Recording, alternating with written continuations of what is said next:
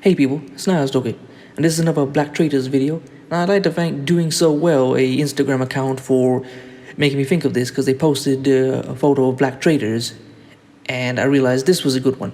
Some of you may know who Thomas Sankara is, but it's less talked about as the man who overthrew him, someone who was one of his right-hand men. So this is from thewalrus.ca. Thomas Sankara tried to liberate his country from the West, then he was murdered. When the revolutionary president of Burkina Faso... Hang on just a sec. Let me make this a bit bigger so I can read it properly. When the revolutionary president of Burkina Faso was assassinated in 1987, his successor prevented an inquest into his death. After decades of obstruction, justice may finally be served. On October 15, 1987, a live man in a white t-shirt and red track pants walked into a meeting with 6 of his cabinet ministers. Dressed for his weekly soccer match, the president of Burkina Faso, Thomas Sankara, was 37 years old, with a flashing smile and a magnetic personality. That day he arrived at the cabinet meeting in his unimposing black Peugeot 205. He lived on a salary capped at the equivalent of about $462 a month. His few assets were public knowledge: a car, a refrigerator, a few bicycles, and several guitars. While many members of Burkina Faso's ruling class were busy enriching themselves with public funds, Sankara scrupulously modeled his convictions that servants of the state were stewards of the people's money. As president of one of the poorest countries in the world, Sankara believed fervently that Burkina Faso could learn to sustain itself without foreign aid. He refused aid packages from the International Monetary Fund that he said came with strings attached. As he famously proclaimed, the one who feeds you usually imposes his will upon you. At the summit of the Organization of African Unity in July 1987, he tried to persuade other African countries to collectively refuse to pay their financial debts to their former colonizers. The origins of debt go back to colonialism's origins, he said, his voice bringing with emotion. We cannot repay the debt because we are not responsible for this debt. On the contrary, others owe us something that no money can pay for. That is to say, the debt of blood. The young army captain came to power in a military coup in the early 80s and launched a radical political experiment unlike any other on the African continent. Sankara was deeply influenced by his study of Marxist revolutions. He urged every village and city in Burkina Faso to organize into committees for the defense of the revolution, local bodies that promote social welfare. Across the country, people came together to build schoolhouses, healthcare centers, dams, water reservoirs, and irrigation systems. Sankara nationalized all land and invested heavily in agriculture. According to Ernest Hansch's book, Thomas Sankara, an African Revolutionary, cereal production increased by 75% during the first 3 years of his presidency, an astounding gain for a country where most people were subsistence farmers. But by 1987, Sankara's government was also in trouble. Ouagadougou, the capital, I'm not sure if I pronounced that right, the capital was awash in acrimonious leaflets circulated by union and student groups with whom Sankara had publicly quarreled. He had spent most of the night before that fateful cabinet meeting drafting a speech he hoped would bridge the ideological rifts growing between his government's feuding factions. More urgently, he suspected his right-hand man, Blaise Compaore, might be plotting a coup. Compaore, who had once been Sankara's closest friend and ally, had lost faith in the revolution. Determined to root out corruption, Sankara had set up public tribunals that tried nearly 1,000 government officials and civil servants for the misuse or theft of public funds. Many lost their jobs, plenty without just cause, and many of the country's elite had come to resent Sankara's radical reforms. Whatever the contradictions, whatever the opposition, solutions will be found as long as confidence reigns. Sankara had written optimistically in his speech for that day. The meeting had barely started, however, when a burst of machine gun fire interrupted the proceedings. Everybody out, someone shouted. Sankara ordered his panicky ministers to stay where they were. I'm the one they want, he said. Raising his hand to his head, he walked out onto the front steps where his bodyguards already lay dead. As he exited the council meeting, a squad of soldiers who answered to Compaore shot him. Compaore later insisted his men had acted without his orders. The official death certificate said Sankara died of natural causes. By nightfall, Compaore was president. I was 6 years old when Thomas Sankara was killed. I remember the event only as a distant rumor from the capital. I grew up in Burkina Faso as a child of Canadian missionaries, theologically conservative Mennonites, with a distrust of politics that stretched back to their ancestors' flight from Imperial Russia. We lived in a small village far from the politics of Ouagadougou, and another change of government had little impact on our lives. I discovered Thomas Sankara much later when I was a university student living in Winnipeg. Moving from the 4th poorest country on the planet to the 8th richest had left me acutely conscious of global inequalities and nostalgia for my childhood home. When I found a book of Sankara's speeches translated in English, I began to read first with curiosity and soon with amazement. The eloquence of his arguments and the audacity of his vision captivated me. The slave who cannot organize his own revolt deserves no pity for his fate. He alone is responsible for his misfortune if he believes his master's false promise of freedom. Freedom can be won only through struggle. Sankara eloquently undermined the story I had grown up with, that Africa needs salvation. I was also intrigued by the man's symbolic power. I couldn't help but notice the parallel between Sankara, chastiser of the powerful, champion of the poor, betrayed by his best friend, and martyred with 12 of his companions, and another iconic figure from my religious childhood. There could scarcely be a greater contrast between Thomas Sankara and the moneyed, self-aggrandizing president who so recklessly grips the helm of the most powerful nation in the world right now. Sankara has been dead for 31 years, but his influence has not waned in the intervening decades. This seems an instructive moment to remember a leader who gave fully and sacrificially of himself for the good of his people, and has continued to influence the world long after his death. The world watched Sankara's revolution closely. One of his devotees was a 20-something political science student in Montreal named Aziz Fall, a budding activist who spent more than 3 decades of his life pursuing justice for Sankara. Fall, the son of an Egyptian professor and a Senegalese diplomat, grew up in a cosmopolitan family. His father was close with Patrice Lumumba, the first democratically elected Prime Minister of the Democratic Republic of Congo.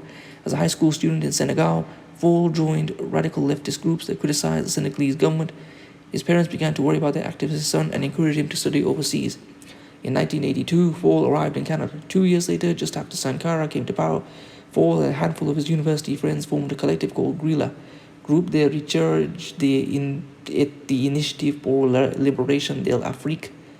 Their first campaign was to join the boycott and sanctions movement against apartheid South Africa. At the time, the Canadian government supported the apartheid regime, according to Fall, regarded groups like his with suspicion. Guerrilla's activism put him in contact with the ANC in South Africa, raised the collective's public profile. Guerrilla soon had a second chapter in Toronto and members around the world, including Burkina Faso. Fall and his comrades watched Sankara's political experiment of fascination. Sankara was a Pan-Africanist, an experimentalist, a humanitarian, and a feminist.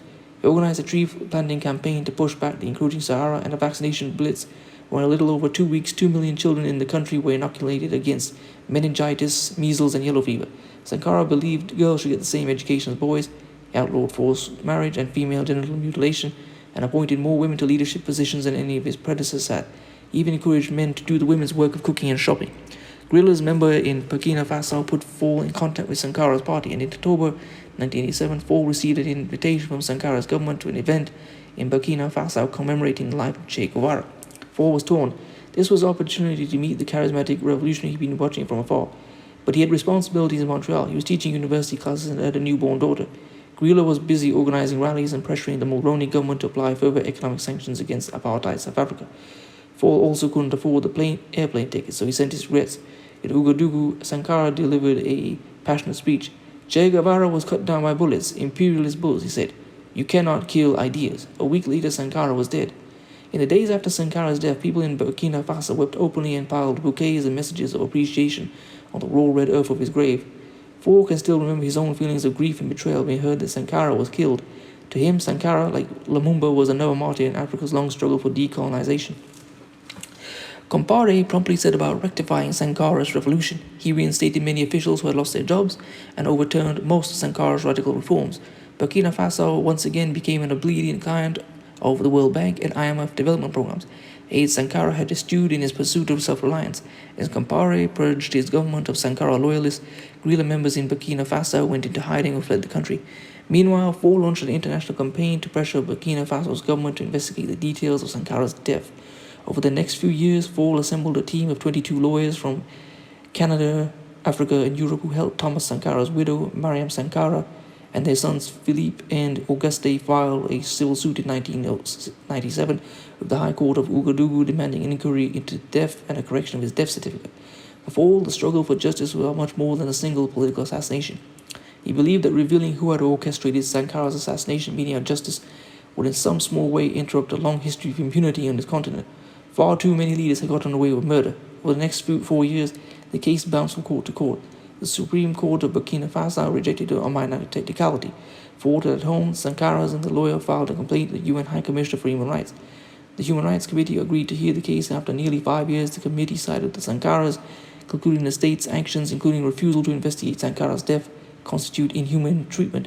After this legal victory, the word natural was removed from Sankara's death certificate, and the government reportedly offered Miriam Sankara and her sons the equivalent of $65,000 in compensation, which the family refused. The Human Rights Committee closed the case in 2008, but did not say who was responsible for Sankara's death. By the early 2000s, Ford was teaching classes at McGill and La Université de Quebec and Montreal.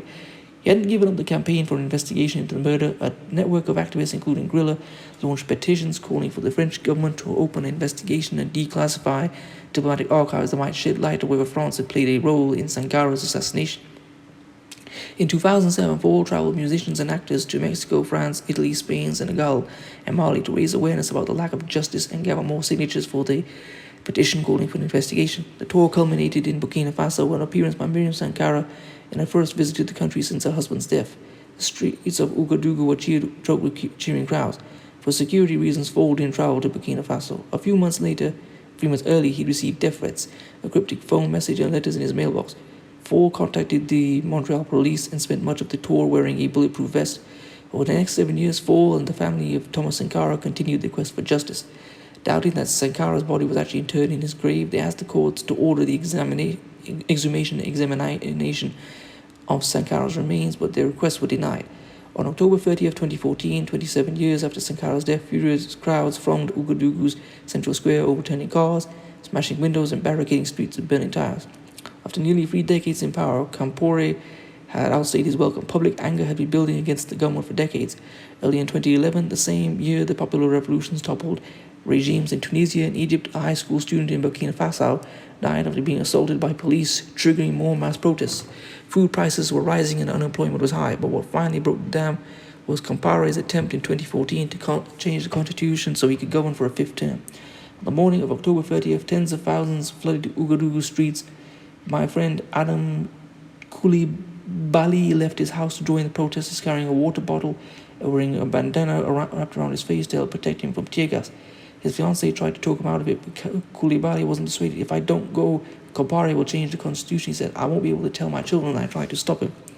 A university student in his mid-30s, Koulibaly belonged to a generation of politically active young people who had grown up on stories about Sankara.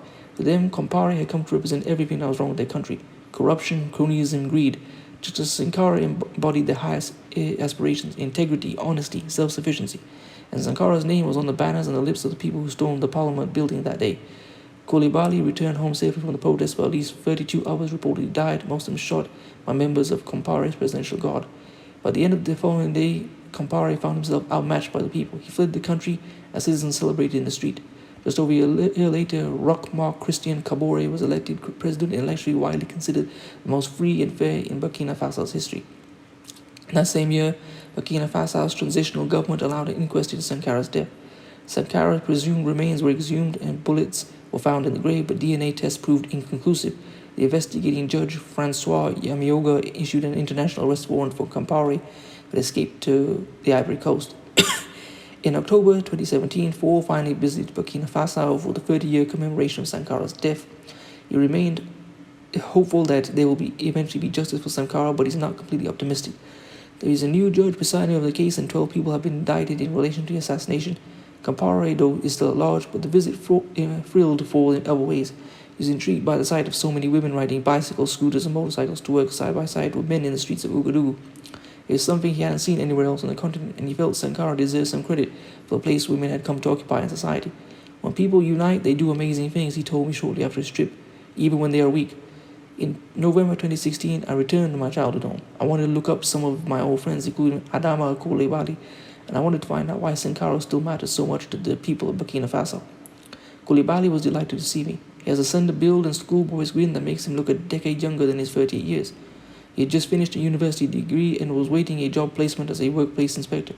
We watched TV in his tiny 2-room apartment and reminisced about our childhood.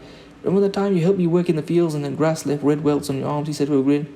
We also talked about the calamity of Donald Trump, elected only weeks ago. It shocked Koulibaly that a Western nation would choose a president so blazingly immoral and so blatantly racist. I also sensed in my friend a certain satisfaction in the reversal of roles. For once, we weren't talking about a corrupt African leader. One night, we went to a film festival focused on human rights. We sat outside an orange dust-veiled moon and watched 3 locally produced documentaries projected on an outdoor screen. After the films, there was a concert featuring Smoky, a rapper who's known for the decisive role he played in mobilizing crowds during the uprising that overthrew Compaore. A burly man in his late 40s with a salt and pepper goatee. Smoky jogged onto the stage in jeans and dropped back in a fedora. Oga, it's time to wake up, he shouted in French into the mic. The crowd cheered and Smokey's band stuck up an easy tempo. While his band played, Smokey reminded the people in the crowd that they were the ones who had brought historic change in the country's government. So let me say that in all legitimacy, this government is responsible for the security of all. Do you agree? He asked the crowd. Yes, they answered. However, what we're seeking on the ground is serious. Everyone there had heard the news earlier in the week. Jihadist militants from Mali had entered a small town in northern Burkina Faso and had gunned down 12 gendarmes, basically law enforcement, the latest in a string of terrorist attacks threatening the country's fragile democracy. In a self-respecting republic, is that right? Asked Smokey. No, said the crowd. Then we're going to wake up all these politicians. Are you ready? Yes. President Roch-Marc Christian Compaore, wake up. Wake up, the crowd was certainly awake. By now, everyone was on their feet. Smokey began channeling Sankara, using one of the revolutionaries' familiar call and response routines. Imperialism, he shouted, and the crowd answered, Abbas, down with it. Embezzlers of public money, Abbas. Rabbit bats, Abbas. Puffed up toads, Abbas. Yellow-eyed vultures, Abbas. Smokey launched a rap about Thomas Sankara. As the song neared its musical crescendo, he lifted his hand in his salute. Show me your cell phones in homage to Thomas Sankara. I want to see your faces lit, your spirits lit, resistance in action, until all our politicians understand that we want something new. We don't want to make something new with what is old. We want something new, youth in command. The darkness was lit up by an ocean of cell phones. Beside me, Koulibaly, a wild grin on his face, wielding one in each hand. Standing there in the ground, I was struck by the thought that Sankara wouldn't have wanted its adulation. Sankara tried to resist the cult of personality that springs up so easily around charismatic leaders. He banned the display of presidential portraits in public buildings and discouraged crowds from chanting his name. He wanted the world to witness a transformation of a people, not the achievements of a man. But his revolution failed. Nevertheless, perhaps the myth of Sankara achieved something the man could not. There is nothing mere about symbols, wrote Ta-Nehisi Coates in The Atlantic about the historic presidency of Barack Obama. Our symbols tell us what we believe about ourselves, what we aspire to. The symbol of Sankara inspired activists like Koulibaly and Smokey to risk their lives for democracy, and it fuels forward in his unfinished struggle against a culture of impunity on his native continent. The example of Sankara, coming as it does from one of the more overlooked corners of the world, is worth holding up now at a time when moral clarity among powerful leaders seems particularly scarce. What's striking is that just as much has been accomplished in Sankara's name as he achieved during his short lifetime. In the long run, our leaders are exactly as powerful as the stories we tell about them. Later, as Koulibaly and I left the concert, we passed the vendor selling t-shirts in Blaise's invocation. I would have known even without Sankara's phrase printed above it. The slave who cannot organize his own revolt deserves no pity for his fate. He alone is responsible for his misfortune if he struggles, if he believes his master's false promise of freedom. Freedom can be won only through struggle. I started to haggle with the vendor, but Koulibaly intervened. He negotiated the price and handed the vendor cash from his wallet. When Koulibaly gave me the t-shirt, he flashed his mischievous grin. I could feel the burn of his pride. Pride for his former president, for his country, for himself. Well, I hope you've enjoyed this. Please comment, rate, share, and subscribe. I'm going to leave this article in the description. I'm going to leave some more. I'm going to try and leave some more about Thomas Sankara and maybe a few about Blaise Compaore. If you'd like to support this channel, leave my GoFundMe in the description. If you'd like to follow me on Instagram, I'll leave it there as well. If you want to buy one of my t-shirts, I'll leave that link is there as well. Peace.